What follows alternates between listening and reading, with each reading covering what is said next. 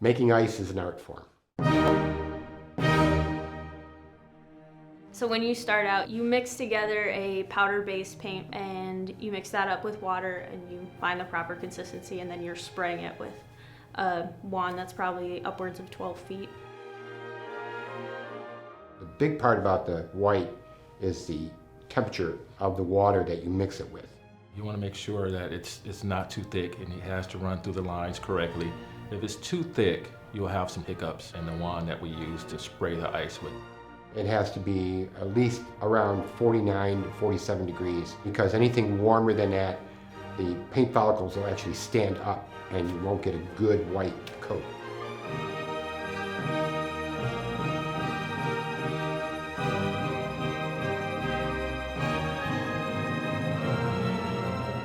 After we paint white, we will seal it. That way when we put the blue on and the red on top of it, we don't get pink and light blue.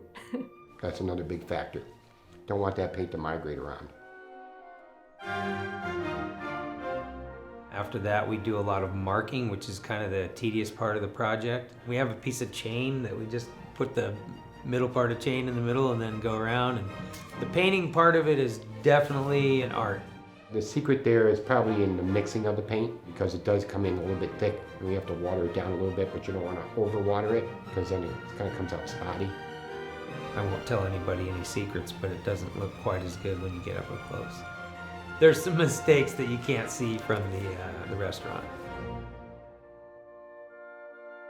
Pretty much going back to back, with the hash marks. Everything else kind of falls in place with the logos. The logos are a lot of fun. So now they have the two different types of logos. I really enjoyed doing this one because we went back to the hand painting of this logo. All of the S's you see on any sheet of ice are all hand painted. We seal it in and then it's time to walk the dog. Which is this big spray nozzle, and you carry it up here on your shoulders and you're just zigzagging back and forth and back and forth. And by the way, I've never heard the dog bark. So we walk the dog long enough to get the ice thick enough to withstand the weight of the Zamboni. You can put a semi on it, and that's from the building process and the way that we put it down by taking the oxygen out. That's the secret right there. It's just putting the water down a little bit at a time till we get to an inch and build up the rest of the way with the Zamboni.